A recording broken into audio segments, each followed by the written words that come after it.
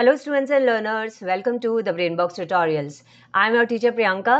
हम कर रहे थे ICSE क्लास 10 के फिजिक्स के PYQs 2014 से लेकर 2023 के जो भी क्वेश्चंस आए हुए हैं बोर्ड एग्जाम में फिजिक्स से चैप्टर वाइज वो कर रहे थे। आज बारी आती है one of the most important chapters of physics class 10 that is current electricity.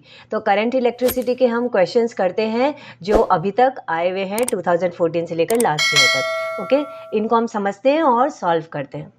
तो चलो शुरू करते हैं। सबसे पहले 2023 के क्वेश्चन से।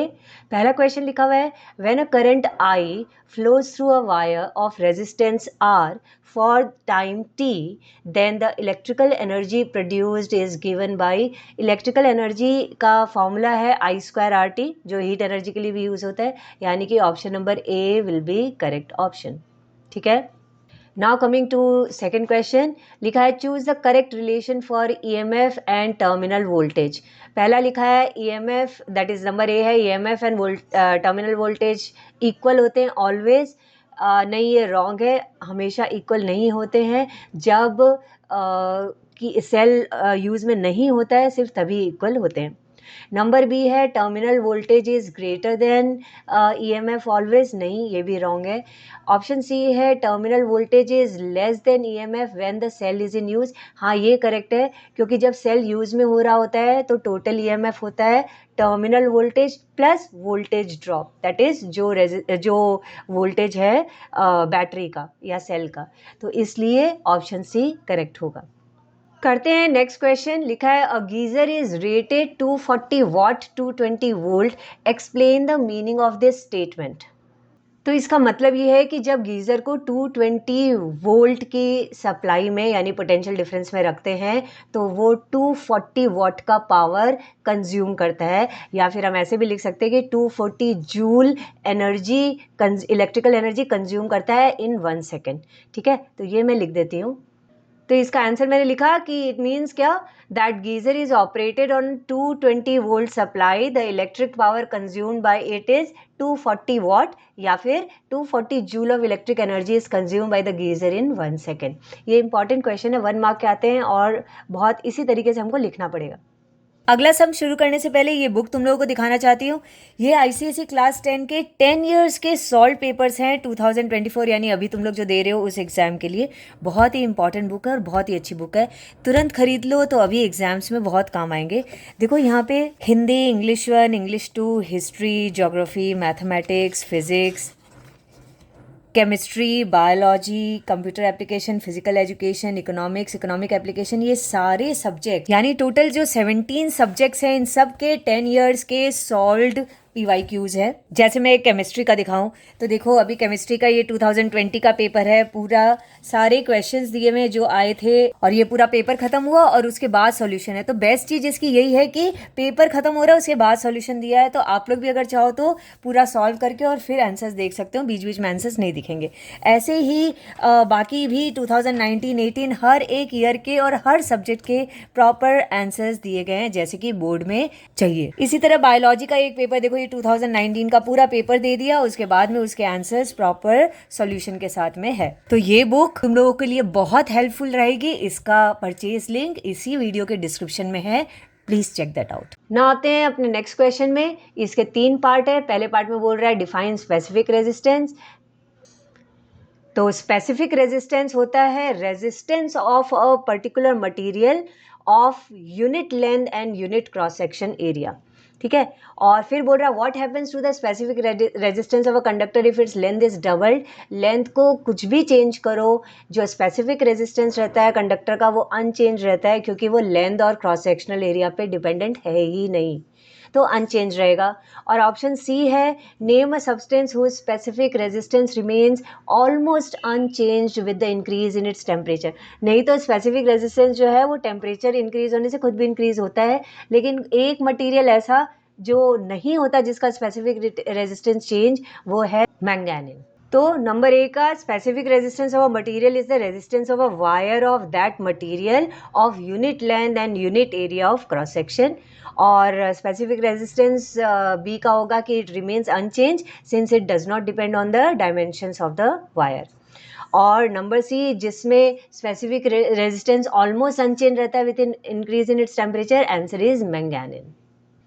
अब आते हैं अपने नेक्स्ट क्वेश्चन में। लिखा है find the value of current I drawn from the cell. दो चीजें पूछ रहा है, पार्ट ए में कैलकुलेट द करंट आई और नंबर बी में बोल रहा है कैलकुलेट द टर्मिनल वोल्टेज। ठीक है, नाउ देखो करंट निकालने के लिए हमको अगर हम V is equal to I R का फॉर्मूला यूज़ करें तो हमको V मतलब टोटल EMF जो है वो मालूम है 3.4 वोल्ट है, डायग्राम में दिख रहा है। और R यानी कि total resistance of this circuit, उसके लिए एक तो 2 ओम जो है वो तो बैटरी का ही है, सेल का ही है, यहाँ लिखा हुआ ही है। और यहाँ 30, 15 और 15 ये ट्रायंगल के फॉर्म में जो रेजिस्टेंस है इसको हमको एक करके निकालना पड़ेगा इफेक्टिव रेजिस्टेंस। तो देखो करंट आई जो है वो अगर इधर से निकलता है और निकल करके वो 15 और 15 से होकर के जाएगा, ये एक पाथ है, यानी 15 और 15 तो सीरीज़ में, और एक उसका अलग पाथ है 30, यानी 15 पे 30 होते हैं और एक अलग 30। इस 30 और 30 का हम स्पेसिफिक ये इफेक्टिव रेजिस्टेंस निकाल लेते हैं, मतलब पैरेलल में निकालना पड़ेगा। देखते हैं कितना आता है ना। देखो सीरीज में तो 15 15 30 ओम है, ये तो मैंने लिख दिया। अब जब हम 1/RP निकाल रहे हैं तो एक तो ये 30 1/30 और दूसरा ये दूसरा जो सिर्फ 30 है वो 1/30। इसको हम एलसीएम लेके सॉल्व करते हैं, हमारा आंसर आया 1/15, यानी RP या जो पैरेलल वाला जो ये रेजिस्टेंस हुआ ये आया है 15 ओम। ये 15 ओम है प्लस ये बैटरी का 2 ओम ऐड कर देते हैं तो 17 हो जाएगा। उसके बाद में 17 ओम रेजिस्टेंस है, 3.4 वोल्ट EMF है। अब हम आई निकाल लेंगे। अब देखो टोटल रेजिस्टेंस 15 अभी पैरेलल वाला आया और पहले ये जो बैटरी में 2 है इन दोनों को ऐड किया, टोटल 17 आ गया। तो करंट होगा EMF upon total resistance 3.4 upon 17, 0.2 ampere current आ गया। ये तो पहले का आंसर है, 0.2 एम्पियर करंट। दूसरा बोल रहा है टर्मिनल वोल्टेज बताओ। टर्मिनल वोल्टेज मतलब potential difference across the terminal. ठीक है, तो अक्रॉस द टर्मिनल के लिए हम जो R है वो सिर्फ 15 लेंगे, बैटरी वाला नहीं लेंगे। ठीक है, और करंट तो हमको पता है 0.2, तो V is equal to I R से उसको भी बहुत इजीली निकाल लेते हैं। V क्या होगा I इंटू आर, मतलब 0.2 मल्टीप्लाइड बाई 15। तो ये I इंटू आर क्या, V is equal to I R का फॉर्मूला 0.2 एम्पियर हमको पता है करंट है, 15 हमको पता है रेजिस्टेंस है, 3 वोल्ट हमारा टर्मिनल वोल्टेज भी आ गया। अब आते हैं 2022 सेमेस्टर 2 के क्वेश्चंस पे। पहला क्वेश्चन है the graph plotted for potential difference against current for ohmic resistor, यानी कि V/I जो ग्राफ है ओम्स लॉ वाला जो रेजिस्टेंस दिखाता है उसके लिए बोल रहा है नंबर ए, ये कैसा दिखता है graph, a curve passing through the origin. नहीं, ये रॉन्ग है बिकॉज कर्व जैसे नहीं पास होता है, क्योंकि V/I हमेशा कांस्टेंट रहेगा।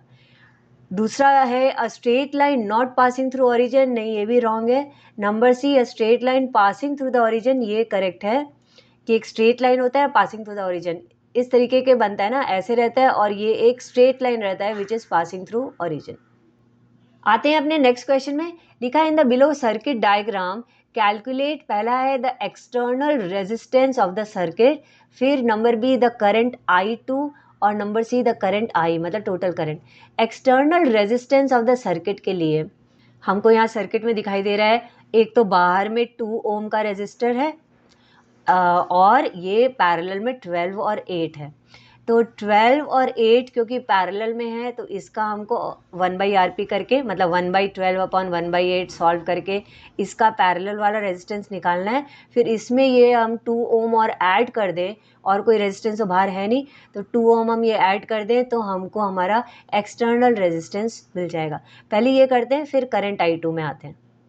नाउ 1/12 अपॉन 1/8 जो 12 ओम और 8 ओम पैरेलल में उससे हमने निकाला तो 1/R 5/24 आया, मतलब कि जो R है पैरेलल वाला वो 24 अपॉन 5 यानी 4.8 ओम आया।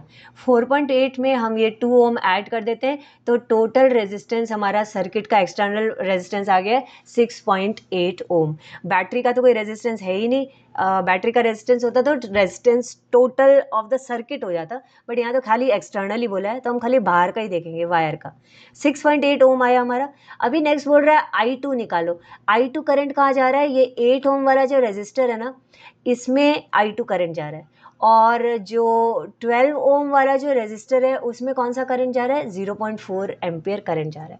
ना देखो ये जो दोनों ही रेजिस्टर्स है 12 ओम और 8 ओम, इनका जो पोटेंशियल डिफरेंस है वो दोनों का सेम है।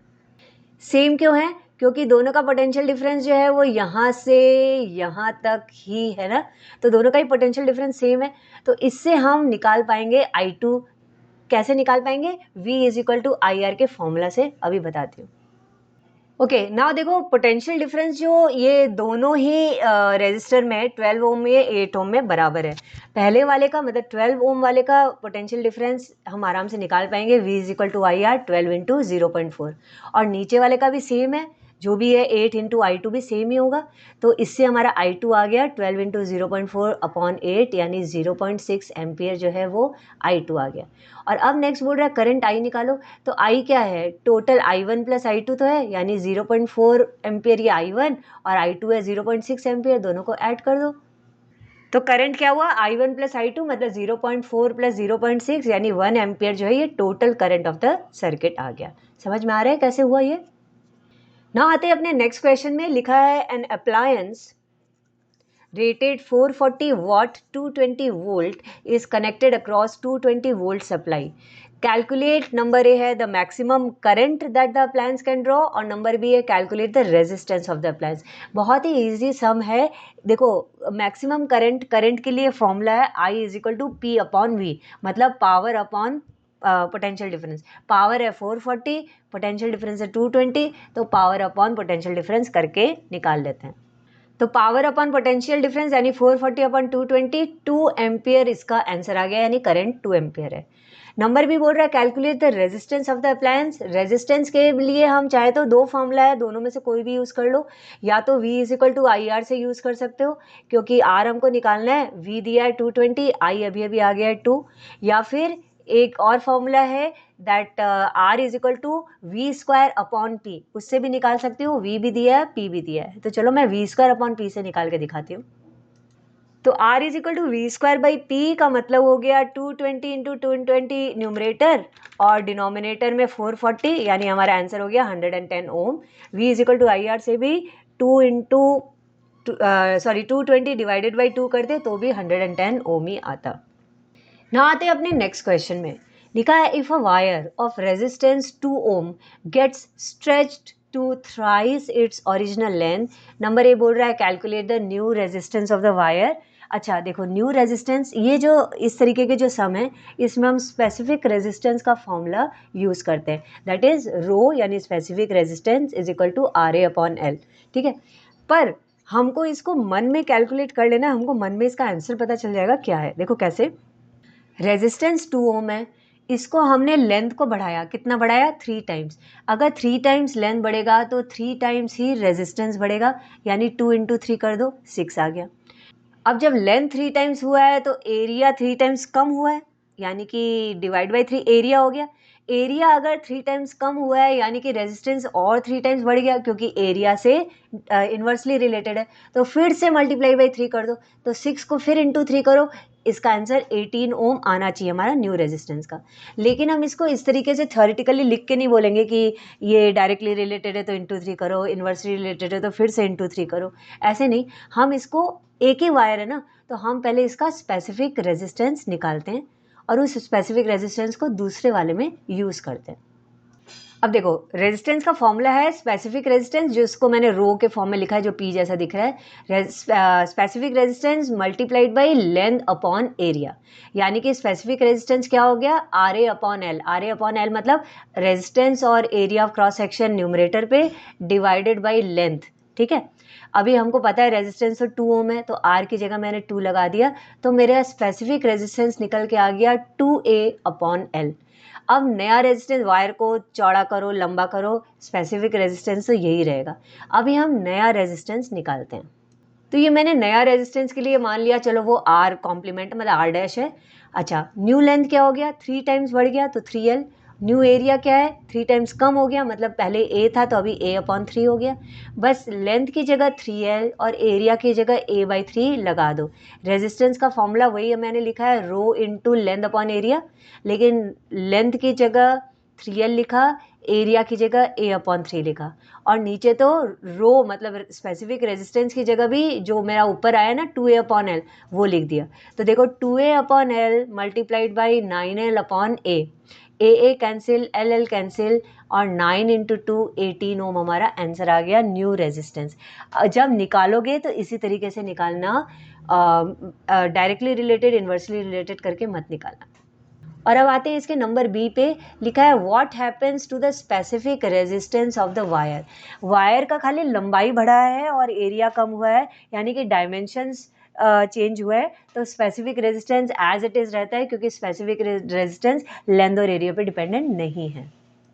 तो मैंने लिख दिया कि specific resistance of the wire remains unchange since it does not depend on the dimensions of the wire, it is the characteristic property of the substance. ना आते हैं 2020 के क्वेश्चंस पे। पहला क्वेश्चन लिखा है define a kilowatt hour, how is it related two joule. Kilowatt hour एक तरीके की एनर्जी है, राइट। किलोवाट आवर बिकॉज एक यूनिट है एनर्जी की, तो ये एनर्जी है। क्या एनर्जी है? एनर्जी बोलो या वर्क डन बोलो। So it is the energy spent or work done by a source of power of 1 kilowatt for the time 1 hour. And how is it related? तो ये relation भी मैं लिख देती हूँ। तो kilowatt hour is the energy spent और work done by a source of power 1 kilowatt in 1 hour, ठीक है। और 1 kilowatt hour is equal to 3.6 into 10⁻6 joule, इसका रिलेशन।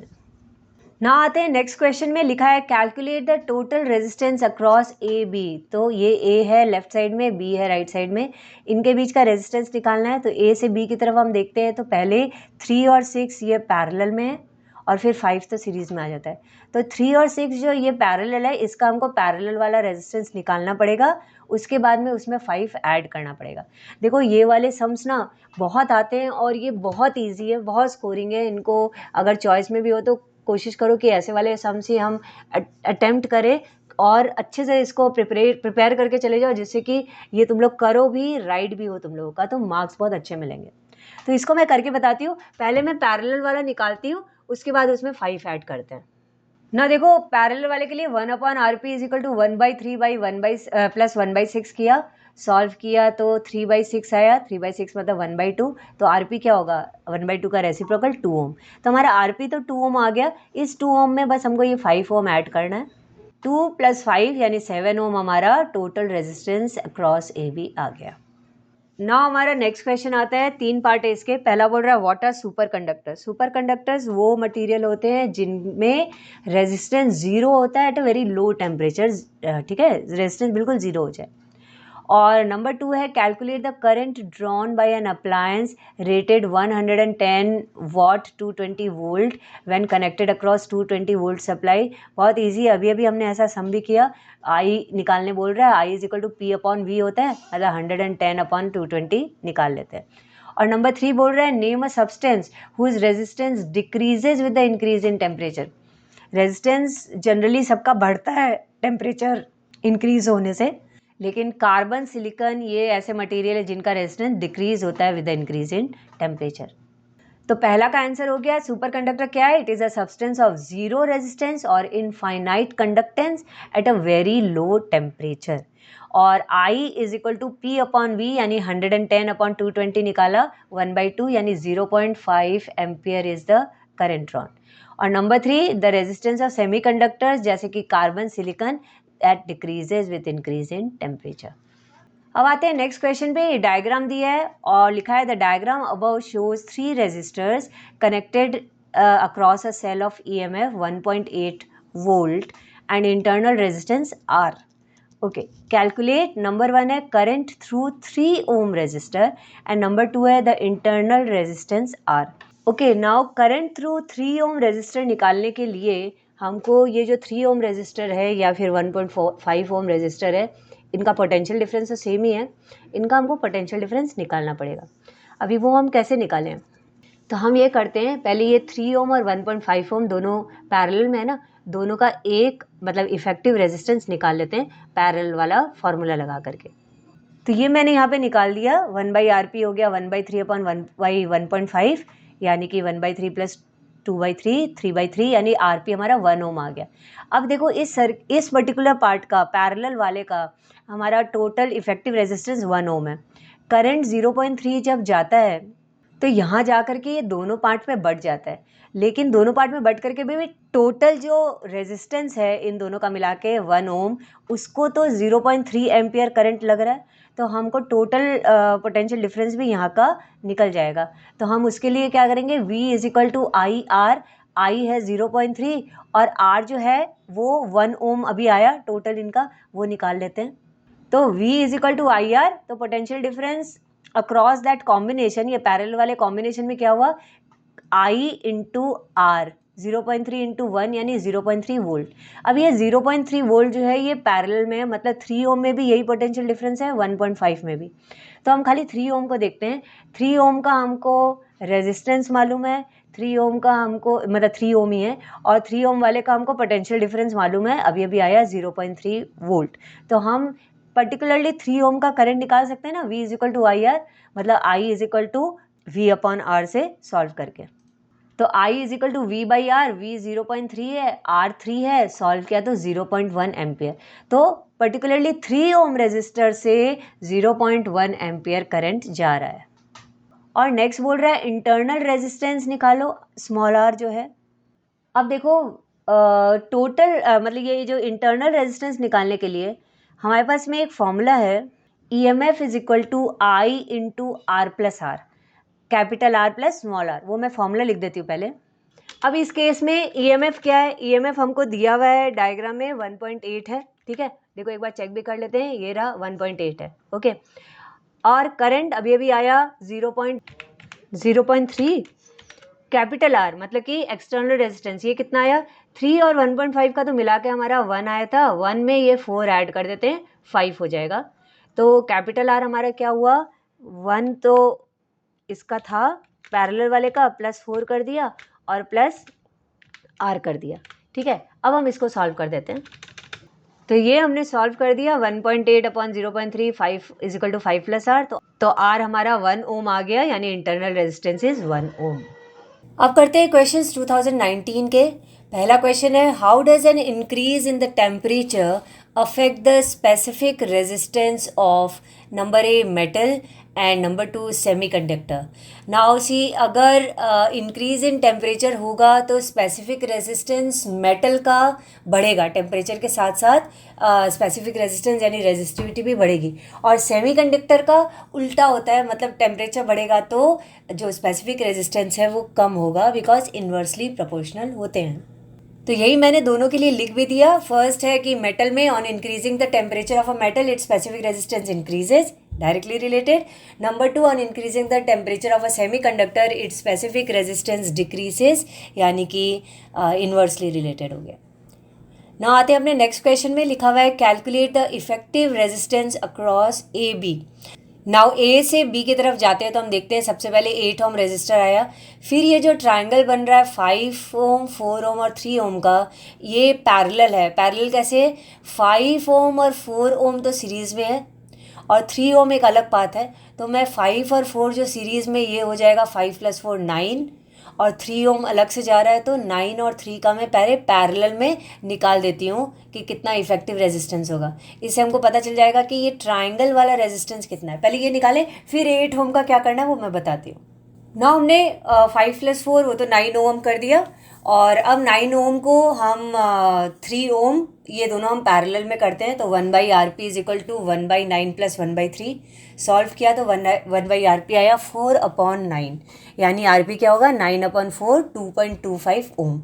इस ट्रायंगल का 2.25 ओम आ गया, पहले कितना था 8, तो 8 ओम और ये पूरा 2.25 ओम दोनों सीरीज़ में है, तो 8 और 2.25 ओम को मैंने ऐड कर लिया, आता है हमारा आंसर 10.25 ओम। तो ये पूरे सर्किट का इफेक्टिव रेजिस्टेंस जो है वो होगा 10.25 ओम।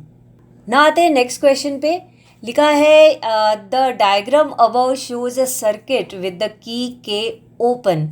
ये के नाम का जो की है ये ओपन है, ऊपर में जो रेजिस्टेंस है 2 ओम है, इस साइड 3 ओम है, नीचे 5 ओम है जो कि पैरेलल में है, और बैटरी है उसका रेजिस्टेंस 0.5 ओम है और जो ईएमएफ है वो 3.3 वोल्ट दिया गया है।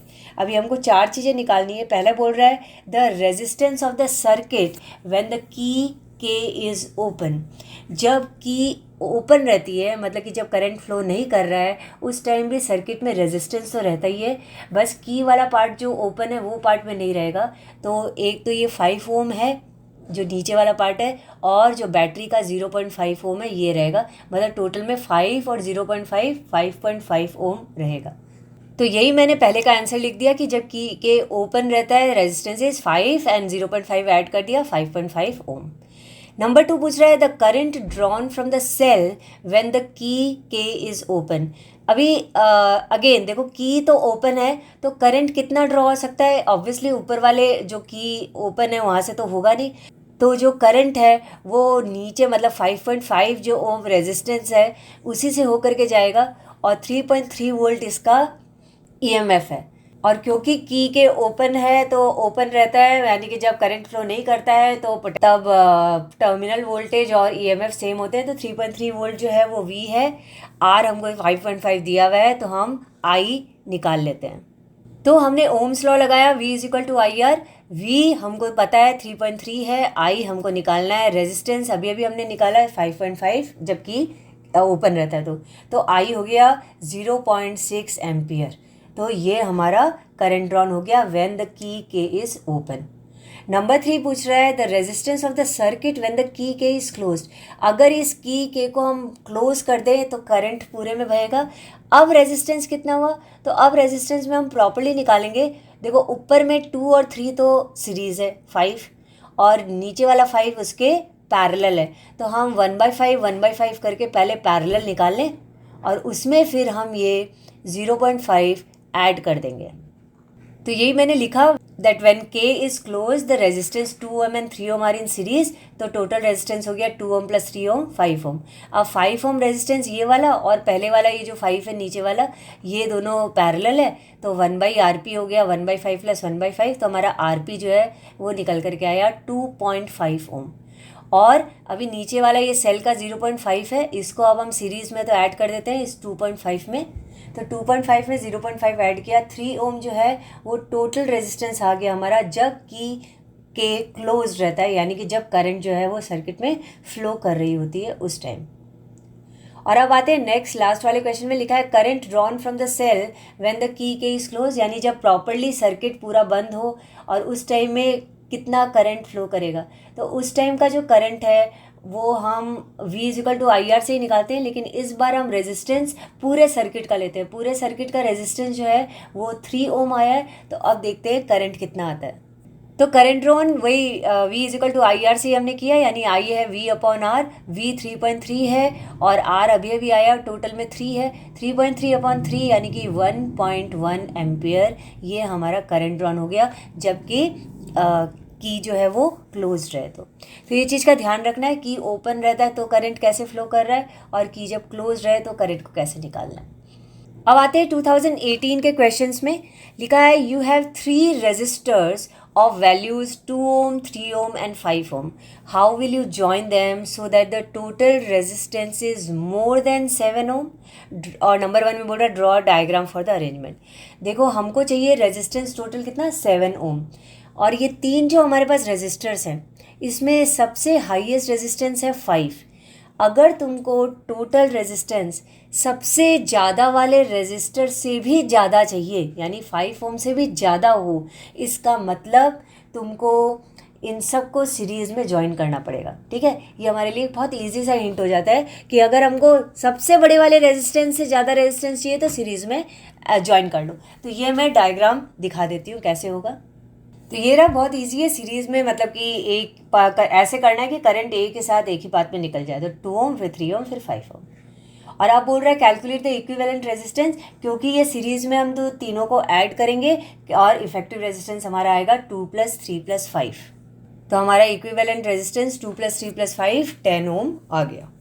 नेक्स्ट क्वेश्चन करते हैं। लिखा है find the equivalent resistance between A and B. Now इस डायग्राम में ए से बी जाते टाइम हमको 2 सेट दिखाई देते हैं रेजिस्टर्स के पैरेलल में है। पहला सेट 6 और 3 ओम का पैरेलल में दिख रहा है, दूसरा सेट 4 और 12 ओम का पैरेलल में दिख रहा है। इन दोनों का अलग अलग पैरेलल निकाल लो, जितना भी आता है, फिर दोनों सीरीज़ में दिखेंगे तो दोनों को ऐड करना है। तो चलो एक एक करके मैं निकालती हूँ। पहले 6 और 3 का 1/6 1/3, फिर 4 और 12 का 1/4 1/12। तो 6 और 3 ओम का पैरेलल में है, इसलिए 1/RP is equal to 1/6 plus 1/3। Solve किया तो 1/RP हाफ है, हाफ का उल्टा करें, रेसिप्रोकल करें तो पैरेलल वाला जो रेजिस्टेंस है 2 ओम आया। दूसरा सेट में 4 और 12 था, तो 1/4 प्लस 1/12 सॉल्व किया तो 1/RP 1/3 आया, यानी RP यहाँ का 3 ओम आया। तो पहला वाला सेट में 2 ओम है, दूसरे वाले सेट में 3 ओम है, टोटल में 2 और 3 को ऐड करना पड़ेगा सीरीज में, दैट विल बी 5 ओम। वो मैं लिख देती हूँ। तो ये मैंने लिख दिया, the about 2 R now in series, तो आर क्या होगा 5 ओम, 2 + 3 5 ओम हो गया। नाउ करते हैं नेक्स्ट क्वेश्चन। लिखा है अ fuse is rated 8 ampere. Fuse is rated 8 ampere का मतलब है कि एक ऐसा फ्यूज़ है जिसमें 8 एम्पियर तक का ही करंट पास हो सकता है। इससे ज़्यादा एम्पियर का करंट पास हुआ तो फ्यूज़ मेल्ट हो जाएगा और करंट को रोक देगा। तो लिखा है can it be use with an electric appliance rated 5 kilowatt 200 volt, give a reason. तो क्या ये इस इलेक्ट्रिक अप्लायंस में यूज़ हो सकता है? हम क्या करते हैं, इस इलेक्ट्रिक अप्लायंस का आई मतलब करंट निकालते हैं, I is equal to P/V से। अगर आई 8 एम्पियर या 8 एम्पियर से कम आया तब तो ये फ्यूज़ यूज़ कर सकते हैं, अगर ज़्यादा आया तो ऑब्वियसली यूज़ नहीं कर सकते। तो निकालते हैं I is equal to P/V से। तो I is equal to P/V से निकाला, 5 kW मतलब किलोवाट का वाट कर दिया, 5000 हो गया अपॉन 200। तो मेरा 25 एम्पियर करंट आ रहा है। Obviously fuse can not be use as it will blow off when the current exceeds 8 ampere. 25 ampere को वो सक ही नहीं पाएगा, यही रीज़न हमारा देना है। आते हैं अपने नेक्स्ट क्वेश्चन में। लिखा है an electric iron is rated 220 volt 2 kilowatt. If the iron is used for 2 hours daily, find the cost of running it for 1 week if it costs 4.25 per kilowatt hour। तो हमको पहले electrical energy निकालनी है kilowatt hour में, kilowatt into are. तो देखो kilowatt तो दिया हुआ है, कितना है 2 किलोवाट है, और आर कितने होंगे 2 आर इंटू 7 डेज, यानी 2 इंटू 7। तो ये मैं टोटल निकालती हूँ, फिर कॉस्ट से हम मल्टीप्लाई करेंगे।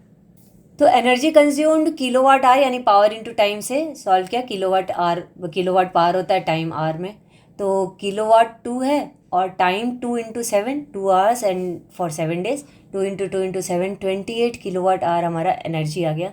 तो कॉस्ट कितना होगा 28 मल्टीप्लाइड बाई 4.25, जो कि आया ₹119। ना आते हैं 2017 के क्वेश्चंस पे। लिखा है an electric bulb of resistance 500 ohm draws a current of 0.4 ampere.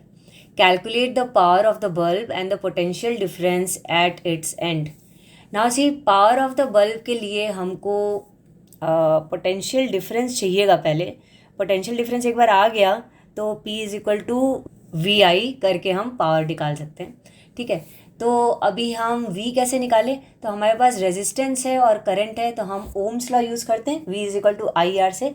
तो पहले हम पोटेंशियल डिफरेंस पहले निकाल लेते हैं। Now V is equal to IR से I है हमारा 0.4 एम्पियर, R है 500 ओम, तो मल्टीप्लाई किया तो 200 वोल्ट हमारा पोटेंशियल डिफरेंस आ गया। अब हम पावर आराम से निकाल सकते हैं P is equal to VI से।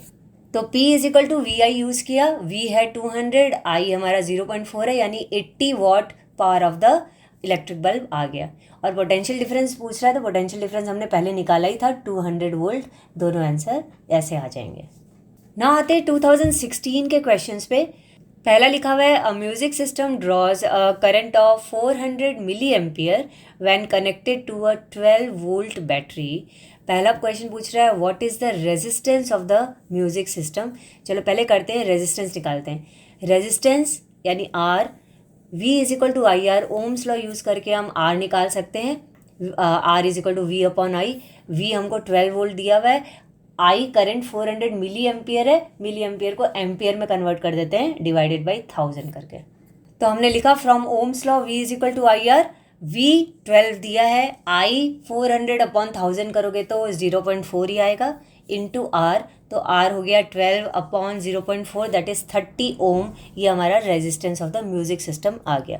अभी नंबर 2 में पूछ रहा है the music system is left playing for several hours and finally the battery voltage drops and the music system stops playing when the current drops to 320 milli ampere. Okay, so लिखा है at what battery voltage does the music system stop playing. तो music system किस voltage पे बंद हो गया। देखो again हम V is equal to I R ही यूज़ करते हैं, वोल्टेज पूछ रहा है V, करंट हमको दिखा रहा है कि 320 मिली एम्पियर जा रहा है, यानी 320/1000 कर देते हैं, और रेजिस्टेंस हमको मालूम है अभी अभी हमने निकाला 30 ओम, इन दोनों को ही यूज़ करते हैं हम। तो हमने लिख दिया कि करंट 320 मिली एम्पियर है, मतलब 320 डिवाइडेड बाई 1000 या इंटू 10⁻³ यानी 0.32 एम्पियर।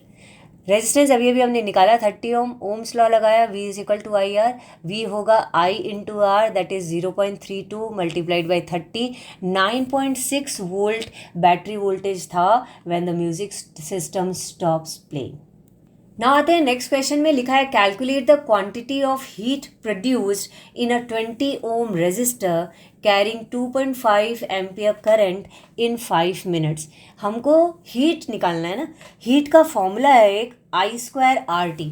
I मतलब करंट दिया हुआ है, R मतलब रेजिस्टेंस दिया हुआ है, और टाइम 5 मिनट्स दिया हुआ है, टाइम को सेकंड्स में करना है, मतलब 5 × 60 कर देंगे, ठीक है, और सबको मल्टीप्लाई करते हैं तो हीट प्रोड्यूस हमारा जूल में आ जाएगा। तो मैंने बता दिया कि रेजिस्टेंस 20 ओम है, करंट 2.5 एम्पियर है, और टाइम 5 मल्टीप्लाइड बाई 60 300 सेकेंड है। तो H is equal to I²RT use किया तो हमारा पूरा मल्टीप्लिकेशन के बाद आंसर आ रहा है 37,500 जूल। तो ये हमारा क्वांटिटी ऑफ हीट प्रोड्यूस्ड होगा। नाउ नेक्स्ट क्वेश्चन है 2015 से, लिखा है what happens to the resistivity of semiconductors with the increase of temperature. देखो अगर एक नॉर्मल कोई भी सब्सटेंस होता तो with the increase of temperature resistivity जो है वो बढ़ जाती, लेकिन सेमीकंडक्टर में रेजिस्टिविटी टेम्परेचर इंक्रीज होने से रेजिस्टिविटी कम हो जाती है। उसका रीज़न ये है कि जब टेम्परेचर बढ़ता है तो टेम्परेचर बढ़ने से उनके जो इलेक्ट्रॉन्स होते हैं, वैलेंस बैंड में जो इलेक्ट्रॉन्स होते हैं वो एक्साइटेड होते हैं, जंप करते तो वो कंडक्शन वाले जो बैंड होते हैं, कंडक्शन वाला जो एरिया होता है उसमें जंप कर देते हैं, तो कंडक्टिविटी बढ़ जाती है। कंडक्टिविटी बढ़ना मतलब रेजिस्टिविटी कम होना, इसलिए ये उल्टा हो जाता है, मतलब इन्वर्सली रिलेटेड है। तो यही मैंने लिख दिया, the resistivity of a semiconductor decreases with temperature. In semiconductors, as the temperature increases, the electrons in the valence band get excited and jump into the conduction band, and hence the conductance increases, resulting in the decrease of resistance. Conductance बढ़ेगा तो resistance कम ही होगा. As resistance is directly proportional to resistivity, resistivity decreases. Correct?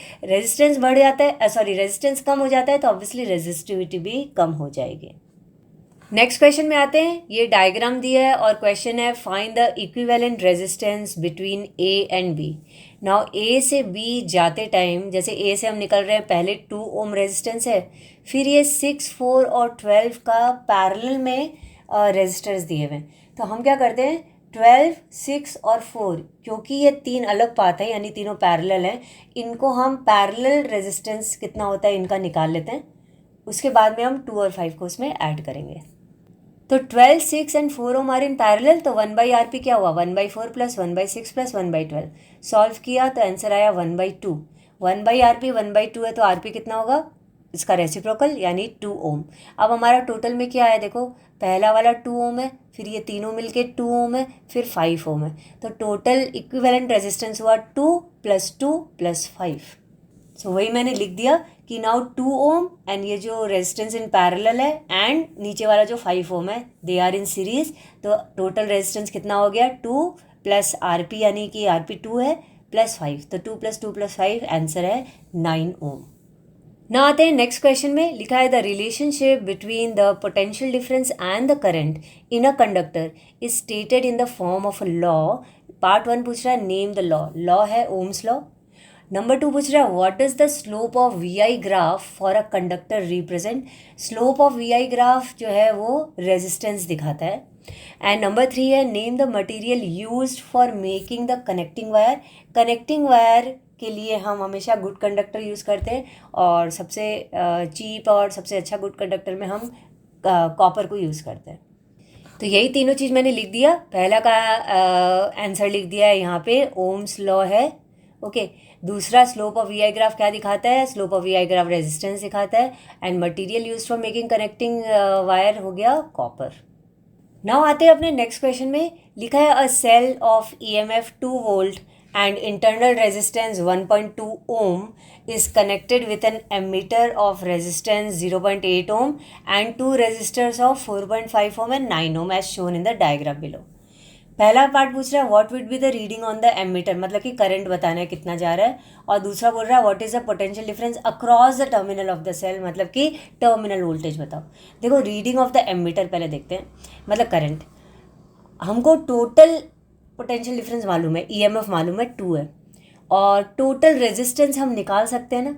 देखो battery का 1.2 है, फिर आगे बढ़ते हैं तो एमीटर का 0.8 है, ये तो सीरीज़ में ही है, और उसके बाद में 4.5 और 9 ये पैरेलल में, इनको हम एक निकाल लें, 1.45 1/4.5 और 1/9, इसको एक निकाल लें, फिर तीनों को ऐड कर दें, हम टोटल रेजिस्टेंस निकाल लेते हैं। ठीक है, इतना करते हैं तो V = IR से करंट भी आराम से आ जाएगा। तो पहले मैंने पैरेलल वाला निकाल दिया 1/RP, दैट इज़ 1/4.5 और 1/9। ठीक है, ये हमारा 1/RP 1/3 आया, सॉल्व किया तो, यानी RP 3 ओम। तो देयरफॉर रेजिस्टेंस इन सीरीज़ क्या हुआ, 1.2 प्लस 0.8 प्लस ये 3। देखो ये रहा 1.2 बैटरी वाला, फिर 0.8 ये एमीटर वाला, और इसका पैरेलल वाला जो आया 3। इन तीनों का ऐड किया तो हमारा इफेक्टिव रेजिस्टेंस हमको पूरे सर्किट का 5 ओम मिल गया। और हमको पता है ओम्स लॉ V = IR होता है। यहाँ I हमको निकालना है, V पता है 2, R पता है 5, तो 2/5 किया, हमारा करंट आ गया 0.4 ampere. Hence the reading of the ammeter हमको मिल गया 0.4 एम्पियर। अभी नंबर 2 पूछ रहा है what is the potential difference across the terminal of the cell, मतलब कि टर्मिनल वोल्टेज खाली निकाल दो, अंदर वाला नहीं निकालना है, बाहर वाला निकालना है। तो बाहर वाले के लिए हम क्या करते हैं, बाहर वाला करंट तो एक ही रहेगा, तो करंट तो हम 0.4 एम्पियर ले लेते हैं। बाहर वाला रेजिस्टेंस मतलब ये 1.2 जो ओम है, जो बैटरी वाला है, खाली इसको नहीं लेते हैं, बाकी बाहर वाला रेजिस्टेंस देखते हैं कितना होता है। नाउ सी करंट अभी आया 0.4 एम्पियर। एक्सटर्नल रेजिस्टेंस कितना है, तो एक्सटर्नल रेजिस्टेंस में मैंने ऐड किया 0.8 और 3। ये कौन कौन से हैं देखो, 0.8 एमीटर का है, और 3 है ये जो पैरेलल वाला आया, ये मैंने कौन सा नहीं लिया, मैंने ये 1.2 नहीं लिया क्योंकि ये इंटरनल रेजिस्टेंस था। ठीक है, तो हमको एक्सटर्नल रेजिस्टेंस पता चल गया 3.8 ओम है। नाउ टर्मिनल वोल्टेज यानी बाहर का वोल्टेज कितना हुआ, करंट इंटू बाहर का रेजिस्टेंस यानी I × R। करंट तो एक ही है 0.4, R अभी निकाला 3.8, मल्टीप्लाई करो तो आंसर आ रहा है 1.52 वोल्ट। तो यही है potential difference across the terminals of the cell, 1.52 volt. ना आते 2014 के क्वेश्चंस पे। पहला क्वेश्चन ये डायग्राम के साथ है, लिखा है find the equivalent resistance between points A and B। हम देख रहे हैं ऐसे बहुत सारे क्वेश्चंस आते हैं इलेक्ट्रिसिटी से, तो इनको बहुत अच्छे से करना ना। देखो ये बहुत इजी भी है, मैंने पहले भी कहा था इसको अच्छे से करो, इजी है तो बहुत स्कोरिंग भी होगा। देखो 2 पैरेलल के सेट हमको दिखाई दे रहे हैं। पहला सेट में 3 के 3 रेजिस्टर्स है पैरेलल में, इनको हम 1/RP से निकाल दें, 1/3 1/3 1/3। ठीक है, फिर दूसरा सेट है 4 और 6 का, वो भी पैरेलल में, उसको भी निकाल देते हैं 1/4 और 1/6 से। नाउ सी मैंने दोनों को निकाल दिया, जो रेजिस्टेंस नंबर 1 दे दिया उसको पैरेलल वाले को 1/3 1/3 1/3 ऐड किया तो R1 हमारा 1 ओम आ रहा है, और दूसरा वाला जो था जिसको मैंने 3rd नंबर दिया है क्योंकि बीच में 2nd नंबर 5 ओम अलग से दिख रहा है, तो जो रेजिस्टेंस नंबर 3 दिया है सेट को 4 6 को, उसको मैंने सॉल्व किया 1/4 प्लस 1/6 5/12 आया। तो रेजिस्टेंस क्या आएगा जब हम इसको रेसिप्रोकल करेंगे तो 12/5 यानी कि 2.4 ओम आया। तो अभी टोटल रेजिस्टेंस क्या होगा, पहला सेट 1 ओम, बीच में सेकंड वाला 5 ओम, और तीसरा सेट 2.4, इन तीनों को ऐड कर देते हैं। तो यही मैंने लिख दिया कि टोटल रेजिस्टेंस क्या है, R1 + R2 + R3। R1 हमारा 5 आया, R3 हमारा 2.4 आया, और R2 डायग्राम में दिया है बीच में 5 ओम है। ये तीनों सीरीज़ में 1 + 5 + 2.4, आंसर है 8.4 ohm. Okay, now next question है, two resistors of 4 ohm and 6 ohm are connected in parallel to a cell to draw 0.5 ampere current from the cell. ठीक है, 4 ohm और 6 ohm पैरेलल में कनेक्टेड है और current 0.5 ampere जा रहा है। पहला पार्ट बोल रहा है draw a labelled circuit diagram showing the above arrangement. ठीक है, वो मैं अभी आप लोगों को दिखा देती हूँ। और फिर बोल रहा है calculate the current in each resistor. ठीक है, पहले डायग्राम देखते हैं। अब ये मैंने डायग्राम बनाया है, 4 ohm का एक रेजिस्टर है आई, 6 ohm का एक रेजिस्टर से आई, ये दोनों पैरेलल में कनेक्टेड है और करंट 0.5 एम्पियर जा रहा है।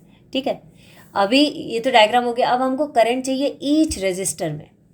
अब देखो, पैरेलल जो कनेक्टेड रहते हैं रेजिस्टर्स, उनका पोटेंशियल डिफरेंस सेम होता है। तो 4 ohm रेजिस्टर और 6 ohm रेजिस्टर दोनों का ही पोटेंशियल डिफरेंस सेम है। और पोटेंशियल डिफरेंस का फॉर्मूला होता है V is equal to I R. I कितना कितना बह रहा है दोनों में, वो हमको पता करना है। टोटल करंट 0.5 एम्पियर है। अगर हम मानते हैं, या यहाँ लिखा हुआ भी है कि 4 ohm में जो करंट बह रहा है वो I1 है, इसका मतलब I2 कितना हुआ, टोटल 0.5 है, तो I2 कितना हुआ 0.5 माइनस I1। तो ये, और फिर मैं V is equal to I R से निकालती हूँ। तो हमने माना कि let current through 4 ohm resistance है I1, तो करंट थ्रू 6 ohm रेजिस्टेंस कितना होगा, टोटल 0.5 माइनस I1। दोनों का पोटेंशियल डिफरेंस सेम है, यानी V is equal to I R same है। तो पहले का आई आर हुआ I1 इंटू 4, दूसरे का आई आर हुआ जो इसका I है 0.5 माइनस I1 इंटू 6। सॉल्व कर रहे हैं, देखो तो आ रहा है I1 0.3 एम्पियर। अगर I1 0.3 एम्पियर है, मतलब बचा हुआ कितना हुआ 0.2, 0.5 माइनस 0.3, तो 6 ohm का भी पता चल गया I2 कितना होगा 0.2 एम्पियर। तो calculate the current in each resistance, हमको दोनों का आ गया, एक का 0.3 एम्पियर है और दूसरे का 0.5 माइनस 0.3 यानी कि 0.2 एम्पियर आ गया। नाउ नेक्स्ट पार्ट क्वेश्चन है, लिखा है what is an ohmic resistor. Ohmic resistor वो रेजिस्टर है जो कि ओम्स लॉ को फॉलो करता है। ठीक है, जो भी ओम्स लॉ को फॉलो करे, यानी कि जिसका ग्राफ बनाए और एक ग्राफ जो है वो स्ट्रेट लाइन हो, incline to X axis, VI graph, तो वो ओमिक रेजिस्टर होता है। तो यही मैंने लिख दिया कि ओमिक रेजिस्टर्स क्या हो गए, the conductors which obey ohm's law are called the ohmic resistors, या उसको लीनियर रेजिस्टेंसेस भी बोलते हैं। For such resistors a graph plotted for the potential difference V against current I is a straight line. और अब part 2 पूछ रहा है, two copper wires are of same length but one is thicker than the other, मतलब एक thin wire है एक thick wire है, दोनों कॉपर की है। पहला क्वेश्चन पूछ रहा है which wire will have more resistance, जिसकी एरिया ऑफ क्रॉस सेक्शन ज़्यादा होगा उसका रेजिस्टेंस कम होता है। तो किसका रेजिस्टेंस ज़्यादा होगा, यहाँ पे थिन वायर का ज़्यादा होगा। थिन वायर का क्यों ज़्यादा होगा, क्योंकि एरिया कम है तो रेजिस्टेंस ज़्यादा है। और नंबर 2 है which wire will have more specific resistance. Specific resistance तो लेंथ पे डिपेंडेंट ही नहीं है या थिकनेस पे भी डिपेंडेंट नहीं है, वो तो सिर्फ मटेरियल पे डिपेंडेंट है। दोनों ही वायर कॉपर के ही हैं, तो स्पेसिफिक रेजिस्टेंस में कुछ फ़र्क नहीं पड़ेगा, दोनों का सेम रहेगा। तो ये दोनों का ही आंसर मैं लिख देती हूँ। तो पहला पार्ट है thin wire will have more resistance since resistance is inversely related to area of the cross section of the wire. तो थिन वायर का एरिया ऑफ क्रॉस सेक्शन कम होगा, इसलिए रेजिस्टेंस ज़्यादा होगा। Number 2 which wire will have more specific resistance. Specific resistance of both wires same है since both the wires are of the same material copper. ठीक है, तो ये हमने ख़त्म किया ICSE क्लास 10 के करंट इलेक्ट्रिसिटी से रिलेटेड सारे PYQs। ये बहुत ही इम्पॉर्टेंट चैप्टर है, इसको बहुत अच्छे से करना है, बहुत स्कोरिंग भी है, इसलिए इसकी काफ़ी डिमांड भी थी। मैंने देखा अपने कमेंट बॉक्स में, इसके लिए काफ़ी डिमांड थी। तो ये इम्पॉर्टेंट चैप्टर भी अच्छे से करोगे, इसके PYQs बहुत अच्छे से करोगे, and I am very sure कि आप लोगों का एग्ज़ाम फिज़िक्स का बहुत अच्छा होगा। So keep preparing, keep sharing with your friends because sharing is caring. और अगर ये वीडियोज़ अच्छे लग रहे हैं, PYQ सीरीज़ अच्छी लग रही है, तो लाइक करो, कमेंट करके मुझे बताओ, एंड सब्सक्राइब करना मत भूलना। मैं जल्दी आऊँगी नेक्स्ट चैप्टर्स के वीडियोज़ लेकर के, तब तक के लिए जय हिंद, बाय बाय।